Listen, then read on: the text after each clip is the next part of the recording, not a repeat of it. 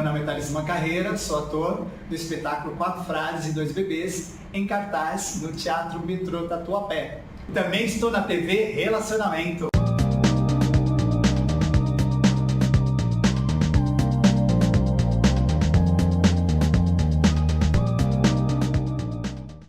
Olá, internautas, iniciamos mais um programa Você é Top. O programa está muito top, porque nós temos aqui uma convidada muito especial, uma escritora que tem a ver tudo com o que tem de cotidiano, né? O que tem na vida diária e as observações e a vivência dela. Cleia Magnani, gratidão, muito obrigado pelo seu tempo, né? Pela sua paciência, né? Assim, fico muito feliz que você veio, tá bom? Eu agradeço muito o convite e nunca imaginei estar dando uma entrevista desse naipe, dessa altura, com tamanha divulgação, mas nada é por acaso. Então eu acho que chegou o momento de eu estar aqui. Perfeito. Gostei muito de conhecer você. Muito obrigado. Cleia, você fala um pouquinho para os nossos internautas onde você nasceu, um pouquinho da sua vida, trajetória, né? E depois nós vamos falar em que momento da tua vida que você começou a escrever, assim, como escritora mesmo. Tudo bem. Eu nasci na Aclimação, ao lado do parque, bem naquela ruazinha ao lado do Parque da Aclimação, em 29 de dezembro de 1947. E ali meus pais moravam de aluguel. Minha mãe ficou grávida de mim, depois de anos que eles moravam ali. E meu pai resolveu que saindo dali, íamos morar em algo nosso.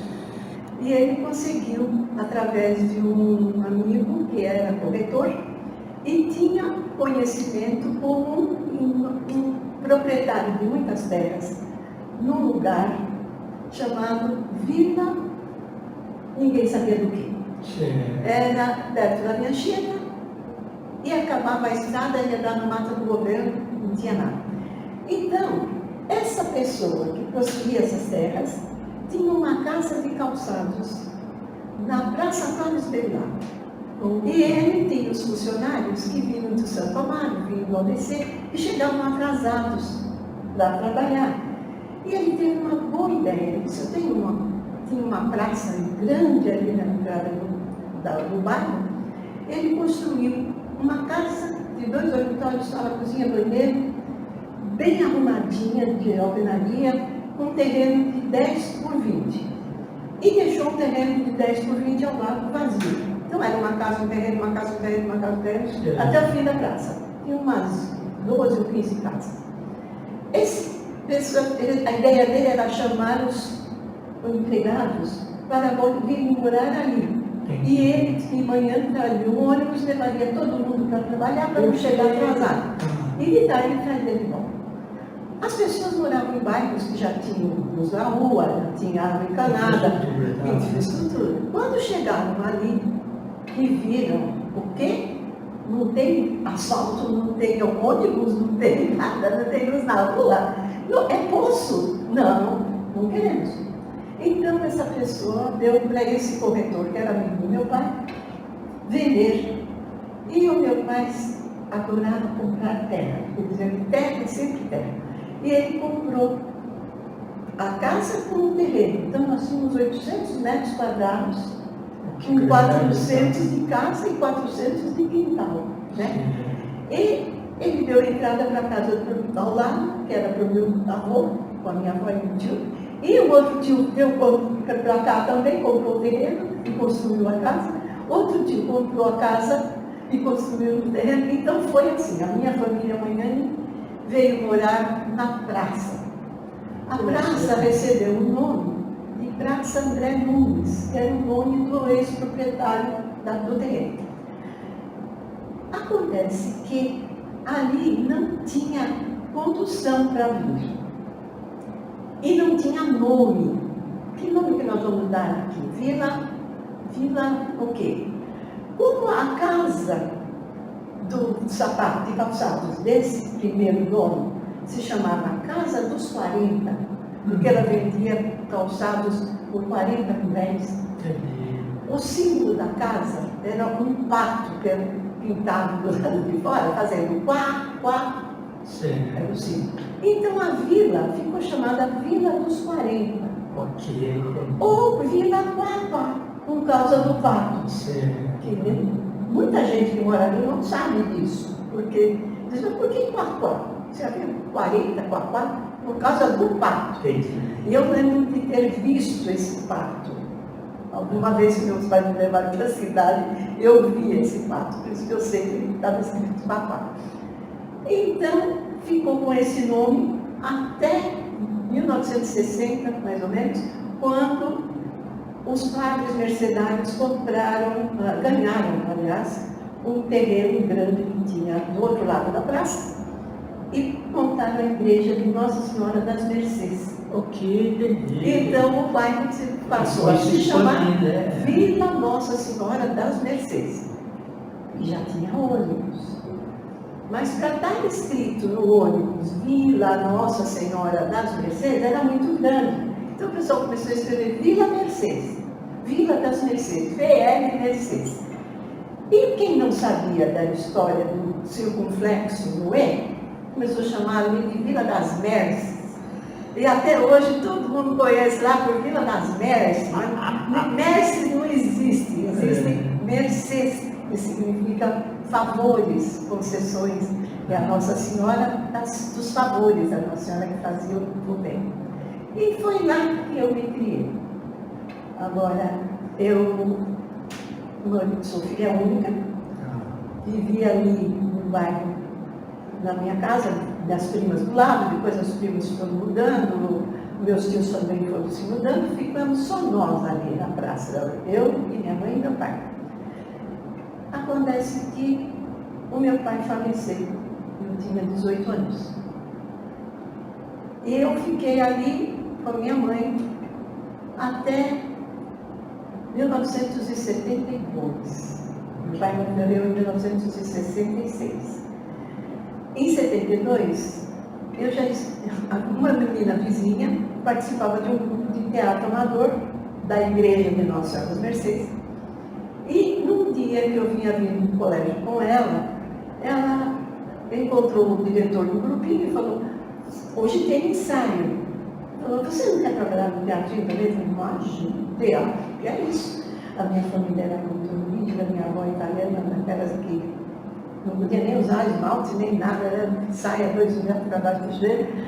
E eu falei, não, vai sim, vai lá, opa, Eliana, leva a Cléia lá no ensaio, para ela ver como é que é. Falei para minha mãe disse, claro, Cléia, vai sim, você já está com 20 anos aí, dentro de casa, né? E lá fui. Nesse grupo havia um rapaz que tinha estado noivo até um ano antes disso, com móveis comprados para se casar, e na véspera do casamento, deslanchou o casamento. E ele estava lá, e eu também entrei lá, e ficamos 2 anos amigos. Aí, de repente, ele se declarou e a gente se casou. Nossa, você criou um livro sobre isso daí. Sim, esse era a minha biografia. Então, agora, só para tudo isso, só para te dizer. Então, a minha história não começou aí. Por que eu comecei a escrever?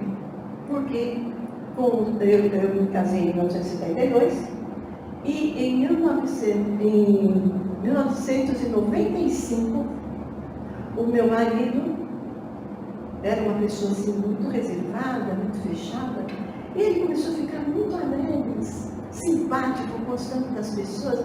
Viu um colega de trabalho que passava na rua, fulano, falava bem, ele gosta de mim, você tem que ver, é um grande amigo que eu tenho. Tinha visto o sujeito uma vez ou duas, né?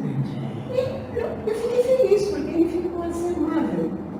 E aí, ele foi desligado da empresa, em 1995, e ele já estava se aposentando. E ele falou, o sonho da minha vida é ir conhecer Nova York. E eu tinha conhecido a Disney já, como minha prima. Então, ele falou, eu falei, então vamos para Disney de novo, se você conhece também, né? E fomos, nós temos 3 filhos, a filha mais velha estava noiva, e o noivo que tinha arrumado um emprego muito recente, e ele não poderia deixar o emprego para ir viajar com a gente. Então, meu marido pegou e falou, bom, então você não vai querer ir para o seu noivo não vai? Não, papai, eu quero um saxofone Mark VI, que elas tocavam na orquestra, os dois juntos. E aí comprou um sax e nós fomos, eu, meu marido e os dois filhos, fomos para Nova York. Quando nós chegamos aqui no aeroporto de Cumprido, ele foi na janela e falou assim, olha, Clélia, aquele é o Jumbo, aquele é o avião do meu sonho. Aí meu filho falou, pai, mas é o nosso. Nossa, ele ficou encantado de ter viajado de Jumbo. Quando chegamos em Nova York, eu liguei para casa e falei com a minha filha, né, para dizer como chegamos, no dia seguinte. Ela falou, mãe, que bom chegar tudo bem, tem uma surpresa, marcamos o nosso casamento para julho agora. Eu falei, como? Como marcou o casamento para julho? Eu saí daí ontem, vocês estavam noivos, nós já vamos marcar o casamento. Já marcamos para julho, já damos entrada na igreja. Eu falei, meu Deus, Gilberto, a Patrícia marcou o casamento. Tá. Clélia, você viu que nós viajamos de Jumbo. Quer dizer, ele já não prestava mais atenção. Estava com déficit de atenção. E ele já estava com Alzheimer há 10 anos. Então, isso foi em 1995 que aconteceu. Em 2005 é que nós descobrimos, porque ele teve uma isquemia, caiu em casa, levei para o pronto-socorro. Disse, não, fisicamente ele está ótimo, mas passa no neurologista. E ali deu que ele estava com o Alzheimer já instalado e sem volta. Então, eu fiquei assim, falei, meu Deus, como que eu vou fazer? Cuidei dele por 10 anos, sabendo do Alzheimer, né? E ele faleceu em 2016. Aí, em 2017, eu estava assim meio no ar. Eu não fiquei desesperada quando ele faleceu, porque como ele estava, não tinha futuro, né? Ele não era mais ele.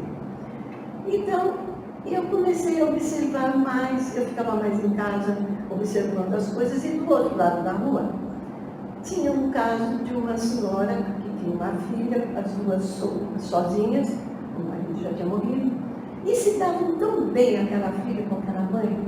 A mãe tinha um quintal enorme, ela plantava verduras, e de vez em quando ela corria, vinha pela rua distribuindo para todo mundo, era um amor de pessoa. E um dia, essa moça arrumou um namorado. E a história dela mudou totalmente. Então eu me ofereci a ela para chamar a polícia, no caso dela, a polícia agredia a mãe, que agredia fisicamente. E ela falou, não faz. Ela está nervosa, não faça. Então, quando ela morreu em 2017, no ano seguinte do meu marido. Eu escrevi esse livro, que é do outro lado da rua. Que na verdade saiu primeiro essa edição e depois ela... Aí, esse ano passado, agora eu fiz a segunda edição, porque a editora morreu, acabou. Entendi. Então, eu fiz com outra editora, esse aqui. Que legal. E nesse livro, eu conto a vida dela, né? Não identifico ninguém, sim, mas é um caso real. Bom, terminado. De observação mesmo. De observação. E tem uma lição de moral no fim do livro, né? E depois disso, em seguida eu falei, eu vou escrever a história que eu vivi. Tá. Então, faça o que seu médico diz, não faça o que eu fiz. O que eu fiz? Eu só cuidei dele. E os médicos diziam para mim, olha, você tem que se cuidar, porque ele não tem mais jeito. Ele vai paliativamente levá-lo até o final. Mas você vai poder cair dura para trás aí ou ficar com consequências. E eu imagina, eu tinha 59 anos, falei, mas eu jamais eu vou lutar por ele até o final. E eu não me cuidei e fiquei com o filho do meu jeito. Então são dores horríveis que não tem cura. Então eu recomendo, gente, quando vocês tiverem alguma coisa para fazer por alguém, façam, mas não se prejudique. É verdade. Né? E aí, depois que esse livro foi editado, vendido e usado até em casa de repouso, porque ele ele conta a minha experiência, Sim. não assim, ai, coitadinha da Cléia, como ela sofreu, nada disso. Nem, ela sabe como é que cura Alzheimer também, não é nada disso, Alzheimer não tem cura. Mas, como eu me comportei mal, Entendi. então para as pessoas não se entregarem. E esse último, eu convivi nos Hospital das Clínicas com 10 famílias que estavam nas mesmas situações do menino do Gilberto. O Hospital das Clínicas deu 8 meses de curso, graça, para eles iam fazer as atividades e os familiares iam aprender a conviver com o doente, fazer as coisas sem atrapalhar muito e se matar também. E ali, tanto no curso, 8 meses eles se encerraram, eu trouxe o grupo para minha casa. Então, uma vez por mês, aos sábados, no último sábado do mês, a gente se reunia. Então, estávamos em 8 esposas com maridos, e geralmente eram os maridos que estavam doentes, não tinha nenhuma esposa doente com o marido de casa. E eu fiquei sabendo da história de quem foram aqueles homens. Pessoas magníficas, inteligentíssimas, capazes, competentes. Esse livro aqui? E eu escrevi aqui, e se fosse eu? Por quê? Porque todas as pessoas que convivem com Alzheimer, ou uma pessoa com Alzheimer, ela acha, primeira coisa, ele está se fazendo de bobo. Segundo, ele faz isso só para meditar. Virou criança. Tem que forçar, porque senão não faz. Quer ir embora de casa toda hora, imagina, por que quer ir embora de casa? 50 anos morando aqui, você não está vendo que sou eu daqui? Sou eu. E o sujeito vai até bater naquela pessoa, porque ele não reconhece mais aquela pessoa. E eu descobri o porquê da pessoa querer ir embora de casa. E por que à noite toda pessoa com Alzheimer fecha todas as cortinas das janelas. Então ela vai até a janela escura lá fora, ela olha e fecha a cortina. O meu marido chegou a rasgar a cortina de tanto que ele fechava. Disse, meu Deus, por que ele faz isso? A gente entrou num elevador no Hospital das Clínicas, só nós dois, com o espelho ali. E ele olhou para o espelho, boa noite, boa tarde, porque era verdade que ele estava, e cumprimentou a si próprio e a mim. Aí eu falei, ô Gilberto, você conhece esse casal? Ele olhou bem a mim, olhou para mim, é você. Porque ele olhou em mim e me viu lá. Eu falei, muito bem. E esse senhor? Ele olhou bem para ele, assim, para si próprio, no espelho. Não sei. Boa tarde, senhor. Descemos do elevador. Então, eu percebi por que as pessoas fecham as cortinas. Porque de noite, a luz da sala clareia ele. E lá fora está escuro, o vidro forma um espelho. E ele vê um rosto que ele não reconhece mais. Então não adianta você falar, mas é você, estou dando beijinho em você. Não adianta. Então, eu coloco, e se fosse eu que estivesse nessa situação, e em todas as situações que eu coloco aqui, são 11 situações, todas disfarçadas, ninguém está identificado, mas embaixo de cada caso, eu faço um comentário sobre o caso, né? Que vem aqui, o caso da pessoa, conto tudo o que aconteceu, e no final das contas, eu faço com uma letra diferente um comentário. Entendi. Nesse caso, o que teria acontecido? Como que a família poderia ter agido para evitar aquele conflito? Obra importantíssima. Cleia, você pode deixar seus contatos, você quer falar o e-mail, Pode.